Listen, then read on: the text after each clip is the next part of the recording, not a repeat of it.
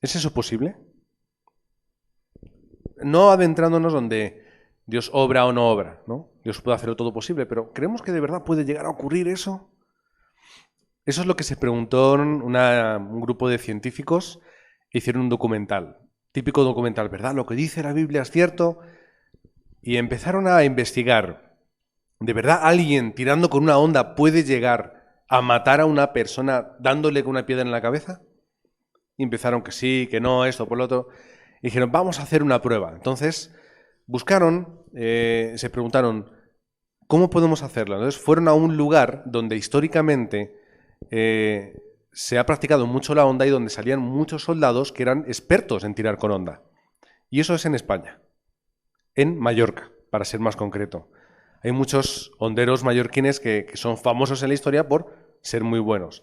Y hay una tradición, ahí salía un chico español, así muy alto, muy fuerte, y pusieron un palo vertical muy alto, un lugar muy pequeño, por donde dice la Biblia, ¿no?, que entró esa piedra, un lugar pequeño, donde más o menos lo que ellos creían que podía ser, alto, pequeño, con un medidor de potencia. Y esa medición de potencia iba a determinar científicamente si era posible ese impacto llegar a causar la muerte, en definitiva, ¿no? Primero, si conseguía darle y si conseguía dar con esa potencia. Pues el chico estuvo todo un rato intentándolo, ¿no? Pero finalmente le dio, cogió la onda y ¡paf!, le dio a una distancia, dio en ese lugar y determinaron que era un impacto que podía llegar a ser mortal, ¿no? No necesitamos, ¿verdad?, todos estos juegos científicos para poder determinarlo, ¿verdad? Pero yo me quedaba diciendo, si ese hondero que supuestamente es experto y que le han llamado precisamente para hacer ese documental que va a salir en televisión, necesitó varios intentos, David tenía que ser, pero todo fue preciso, perfecto, a la primera, ¡paf! Digo, eso es gracia de Dios total, ¿verdad? Primero era muy bueno, pero es gracia absoluta de Dios. Tenemos que disfrutar de la palabra. Tenemos que disfrutar de la palabra con esa precisión. No me refiero a que seamos expertos, exégetas de la palabra de Dios, que ojalá lo fuésemos. Tenemos que disfrutar de esa palabra que es precisa y de esa palabra que habla al corazón y que toca lo que tú necesitas tocar. Esa palabra es la que yo tengo que grabar en mi vida. Porque grabamos muchas cosas a lo largo de nuestros años que no son importantes, que no son cosas necesarias. Por eso yo tengo que grabar esa palabra. Tengo que grabar eso. Tengo que ponerlo en mi corazón. Tengo que tomar también la oración correcta. Es la oración que disfruta de la palabra. Es concentrarte en el mensaje que la Biblia te da, el mensaje del Evangelio, que es lo que Dios tiene para ti. ¿Cuál es el objetivo de tu vida? ¿Cómo puedes disfrutar de esa salvación eterna? La Biblia no tiene como finalidad explicar ciencia, ¿verdad? Para eso están los científicos, para eso Dios nos ha dado la capacidad intelectual de observar, de pensar, razonar, investigar y desarrollar. La Biblia no se preocupa de eso, la Biblia se preocupa de decirte qué es lo que tú necesitas para tu vida, para encontrar la respuesta espiritual. Esto es lo que David pudo experimentar en su vida. David pudo experimentar en su vida la palabra de Dios, ese objetivo que Dios tenía para él y que a lo largo de su vida no le iba a faltar nunca esa respuesta. Además, David tuvo un ejemplo en su vida, que fue el profeta Samuel, aquel que una vez se acercó a su casa, le llamó y le ungió y dijo que Dios iba a levantarle como rey. ¿Qué más necesitaba David? ¿Qué más hacía falta para él? Que esa promesa por parte de Dios de que él iba a ser rey. Lo hablamos hace unas semanas, ¿verdad? Es como si alguien te dice, te va a tocar la lotería, ¿verdad? Una vez mi abuela llama a mis padres, yo no había nacido, creo que mi hermana era pequeña, los llama y les dice, corred, venid a casa, que nos ha tocado la lotería, venid, corred. ¿Y eso cómo es posible si no jugáis la lotería? Sí, porque... Se inventó una historia. Venid corriendo. Los pastores en aquel tiempo, económicamente iban muy mal. Ya lo explicaba aquí alguna vez el pastor. Dijeron, si ha tocado la lotería, pues vale, mira, nos gastamos el dinero que tenemos, compramos unos langostinos, unas cosas y lo celebramos, qué bien. Bueno, pues oye, pues Dios sabrá. Bueno, así, ¿no? Lo pensaron. Cuando llegaron a casa, mi abuela estaba partiendo de risa, ¿no? Viene mi abuelo de trabajar, viendo el drama. ¿Qué ha pasado? No sé qué. Y cuando Dios se enfadó un montón, ¿pero por qué les mientes a los chicos? Solo es una broma, tal. Pero fijaos, ¿cuál es? ¿No? Oye, hay dinero, ha tocado lotería, ha habido algo especial, ¿verdad? ¿Qué es lo que ocurre? Pues no me despreocupo. Invierto, gasto, compro, tengo, ya no me preocupo, ¿verdad? Porque me han dicho que hay dinero. ¿Qué ocurre en si yo tomo el Evangelio de esta forma? Si hago como David, si Dios me ha ungido a través de Samuel como rey, ¿de qué me voy a preocupar yo en mi vida si voy a ser rey? ¿Voy a tener miedo? No, si voy a ser rey. Oye, que tengo que luchar más veces porque me han levantado como general, o no, era un capitán, creo que el capitán era como de mis soldados. Pues no pasa nada, lucha, si vas a ser rey. No, pero es que ahora Saúl me está persiguiendo, me quiere matar. No pasa nada, vas a ser rey. Esa tiene que ser nuestra seguridad en nuestra vida. Eso fue, repito, lo que David pudo disfrutar en su vida. Voy a leeros un salmo, Salmo 78, 70 al 72. Esos 3 versículos donde dice, eligió a David su siervo, del redil de las ovejas lo tomó. Lo sacó de detrás de las corderas para pastorear a Jacob, su pueblo, y a Israel, su heredad. Y los pastoreó con corazón íntegro, los condujo con mano diestra. Esa era la promesa de Dios y el objetivo que Dios tenía para David. ¿Qué es lo que David hizo en aquel momento? Pues empezar a prepararse en su vida para lo que iba a llegar. Él fue el mejor pastor, él fue el mejor adorador a Dios. Componía salmos, tenía esa relación, tenía esa comunicación, tenía ese tiempo con Dios, porque sabía que lo iba a necesitar. ¿Qué es lo que hizo? Se preparó usando la onda y demás, ¿para qué? Porque era un buen pastor, quería ser un buen pastor. ¿Qué es lo que también hizo? Prepararse prepararse en el aspecto espiritual, porque sabía que lo iba a necesitar en su vida. ¿Cómo David iba a ser rey? Se preguntaría, ¿cómo yo lo voy a ser? Si no soy nadie, si ni siquiera mi padre cuenta conmigo, que ni siquiera me ha llamado a mis hermanos, a mí me ha dejado ahí con las ovejas.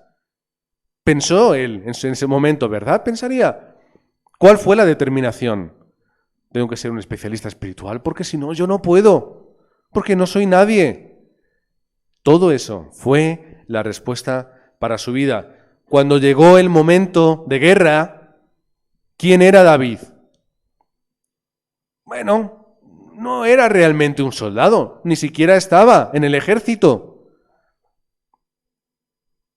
Pero él era un especialista espiritual y vio todo con mucha claridad. Él, al recibir la palabra por parte de Dios, tú vas a ser rey, él ya tuvo esa visión de futuro. Si yo voy a ser rey, nada va a poder conmigo. ¿Qué es lo que tiene un rey? Tiene autoridad. ¿Verdad? Tiene autoridad. Tiene poder. ¿Qué es lo que Dios le dijo? Vas a ser rey. ¿Qué es lo que disfrutó David? Tengo autoridad y tengo poder en el campo. Esto es lo que él tenía en su vida. Por eso podemos decir, en este primer punto, que David, la salvación de una nación, salió de la familia de David.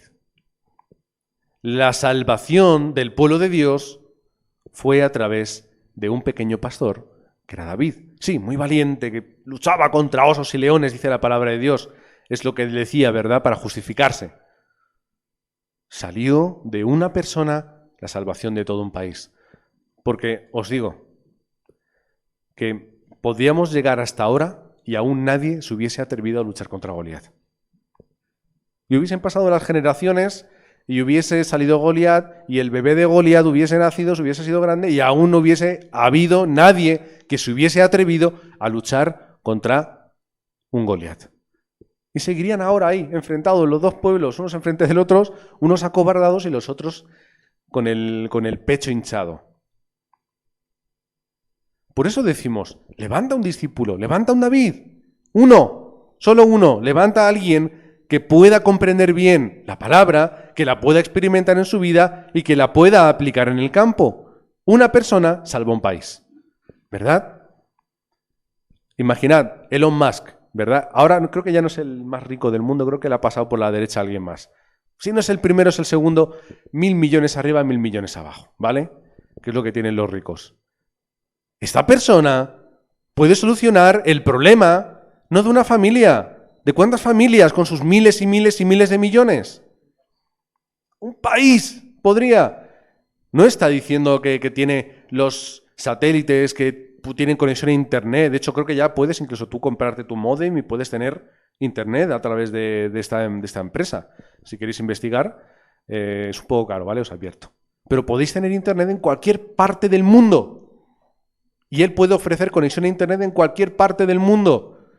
Aunque sea en un desierto, ahí tienes. Elon Musk te ofrece buen internet. ¿Pero qué es lo que hace? Nada.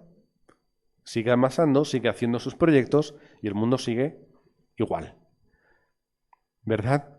La chica esa jovencita, Greta, no voy a intentar pronunciar su apellido, ¿vale? Para que no quede grabado y luego salgan memes. Esta chica, ¿sabéis todos quién es, verdad? Que tiene ese sentimiento ecologista que yo envidio, ¿verdad? El mundo no se va a solucionar por eso. A lo mejor el planeta Tierra puede mejorar un poquito, pero el problema espiritual de la gente va a seguir igual o peor. Con más oxígeno, vale, tengo más oxígeno, pero estoy más triste. Hay mucho verde en el mundo, qué bien, estoy más sano, pero mi espíritu sigue igual de muerto. No es una respuesta para mi vida. Es a través de la respuesta espiritual. Un discípulo, un remanente, alguien puede de verdad salvar desde ese punto de vista espiritual un pueblo, una nación. En segundo lugar, no solamente hablamos de David, vamos a hablar de Samuel. Es que Samuel, que fue el profeta que ungió a David, salvó todo un pueblo a través de levantar la iglesia correcta, a través de unir al pueblo dentro del evangelio de la forma correcta. Primera de Samuel 3, 19 al 20, y Samuel creció y Jehová estaba con él y no dejó caer a tierra ninguna de sus palabras. Y todo Israel, desde Dan hasta Berseba, conoció que Samuel era profeta de Jehová. Berseba, por cierto, que es el lugar donde hoy hemos leído que Isaac acabó quedándose y levantó un pozo y por eso de Rehoboth creo que se llamó el lugar Berseba. Es para conectar con obreros. Luego lo podéis ver por internet si queréis. ¿Cuál fue la respuesta de Samuel? Que Dios le dio autoridad. ¿Pero por qué Samuel? Porque desde que era pequeño creció como un remanente de una forma concentrada dentro de la palabra.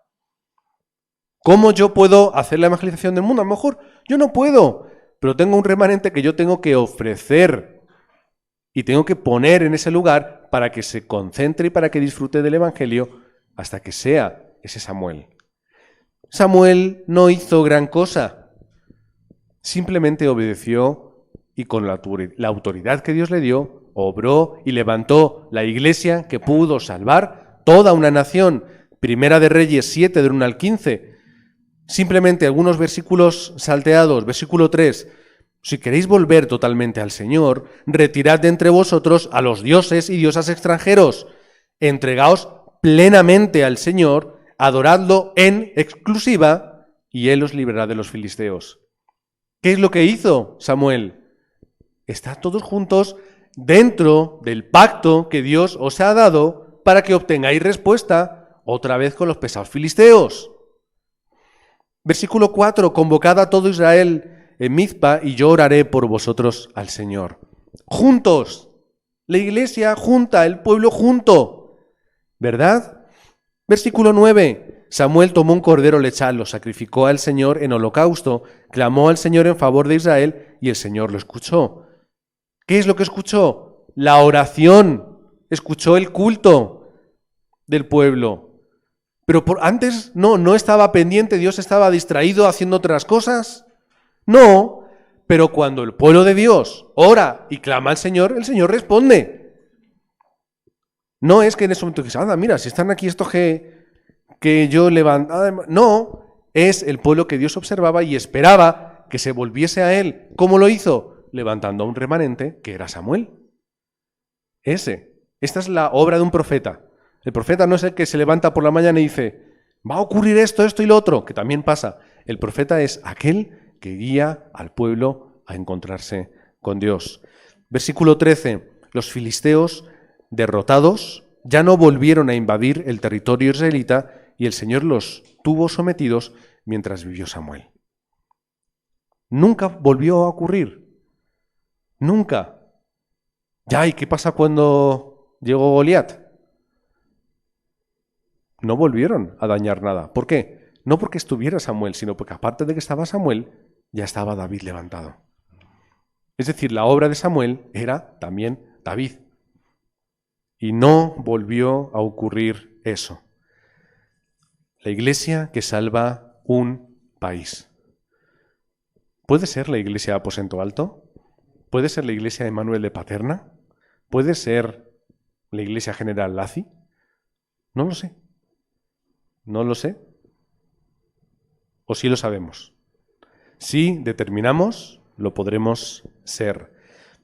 Tercer lugar, en tiempos de crisis, este es el horario cuando tenemos que levantarnos y, como el título dice, tener la oración en tiempo de guerra. No me refiero únicamente a la guerra de Ucrania. No me refiero únicamente a eso, ¿verdad? En el mundo hay muchas guerras de muchos tipos, ¿verdad? Pequeñas y grandes.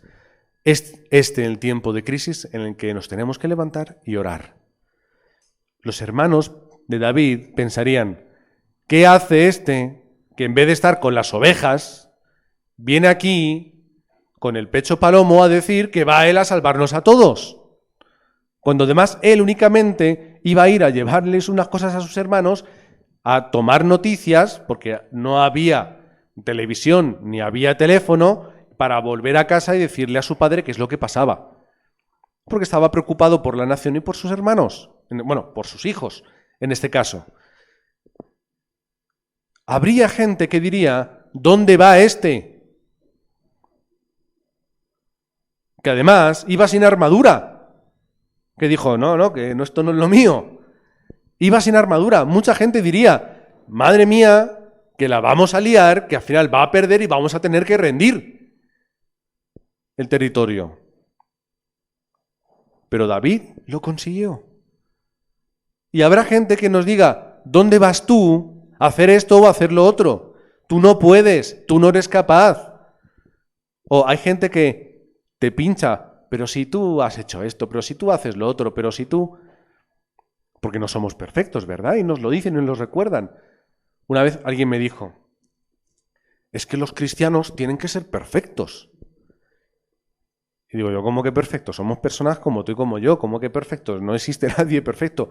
No, sí, porque claro, el cristiano tiene que no sé qué, no cuántos. Digo, ya está, es una persona que no quiere, porque es una persona que ya está poniendo un pretexto para que en cuanto vea un defecto, es que no ves cómo tienes un defecto, pues no, lo que tú dices no vale para nada. Y habrá gente que te diga que no puedes. Sobre todo una persona, tú mismo, te dirás eso, es que yo no sé, es que yo no valgo, es que yo no tengo. Pero David no sufrió por eso. Tuvo algo que a veces es necesario, que es orgullo, que es valor, no de quién era él, de quién le estaba enviando. Así que, hermanos, tened orgullo, no por vuestra identidad, no por vuestro poder. Tened orgullo de la palabra que tenéis en vuestro corazón y del Dios que está con vosotros. Tened seguridad, estirad la espalda, levantad la frente, la barbilla, no porque seáis más que nadie, sino porque Dios os ha dado una respuesta que tenéis que compartir a los demás. Este es nuestro orgullo. Tú vienes a mí con espada y lanza y jabalina, mas yo vengo a ti en el nombre de Jehová de los ejércitos, el Dios de los escuadrones de Israel, a quien tú has provocado, y Jehová te entregará hoy en mi mano y yo te venceré. Él dice, yo te voy a vencer, pero ¿cuál es el vehículo? Jehová, Él, Dios, te va a entregar en mi mano, no yo, Él lo va a hacer. Otra vez, es la victoria sin pelear. Sí, en ese momento David tuvo que coger el pedrusco y dárselo en la frente. Pero ¿quién hizo todo esto? ¿Quién le dio la gracia, el poder, la habilidad? Fue Dios. Como he dicho al principio, que un hondero profesional como ese chico que sería famoso por su capacidad, tardó varios intentos en dar a un pequeño objetivo, más o menos a la distancia que podría llegar a ser Goliat, ¿verdad? David lo hizo a la primera. Es decir, eso es gracia y obra de Dios. Por eso, hermanos, tened gozo en medio del conflicto y del problema, porque Dios os da todas las respuestas espirituales. Lo demás va y viene. Lo importante es lo espiritual. Orad sin cesar y restauraréis vuestras vidas. Tened acción de gracias. Tened acción de gracias por lo que Dios os da y os va a dar. Tened ese corazón agradecido. Todo momento y toda circunstancia es una oportunidad para poder renovar y restaurar vuestras vidas. Para terminar, Goliat fue vencido por David. Y Goliat habló mucho, ¿verdad? Fue muy bocazas. No os preocupéis por lo que sucede y por lo que escucháis. No os preocupéis, vosotros mirad hacia el frente. Se levantarán Goliat, se levantarán circunstancias, dirán, gritarán, os señalarán. Vosotros seguid hacia el frente. A través de esto, Dios levantó la respuesta en aquel lugar, en aquella nación y a través de aquella nación. La noticia corrió por todo el país. Todos conocían lo que ocurrió, todos conocían a David y todos valoraban y le valoraban. ¿Verdad? Estas tienen que ser también nuestras respuestas. Este es el momento en el que la evangelización del mundo toma lugar. Cuando en la crisis alguien se levanta con el nombre de Dios o, como decía David, del Dios de los ejércitos. Y en esa crisis, a través de esa crisis, llegó la respuesta espiritual para la nación y las misiones se pudieron realizar en aquel tiempo. Así que os bendigo en el nombre del Señor para que a partir de ahora, en esos problemas, guerras, crisis, podáis tener clara vuestra identidad y autoridad, que no es que Dios os vaya a dar, es que ya Dios os ha entregado. Oramos. Señor, gracias por la respuesta que tú nos das dentro de tu palabra, dentro de tu evangelio. Gracias porque no importa nuestra condición, ni nuestro problema, ni nuestra incapacidad, nuestros defectos. Lo que importa es que tú nos has llamado a ser tus hijos. Y dentro de esa respuesta espiritual tenemos la paz y tenemos toda tranquilidad que podemos encontrar en nuestra vida. Que podamos ser llenos del Espíritu Santo en nuestro campo sin importar lo que suceda ni lo que escuchemos. Simplemente seguir férreos, fuertes hacia el frente, que es donde está tu plan y tu pacto. Oramos en nombre del Señor Jesucristo. Amén.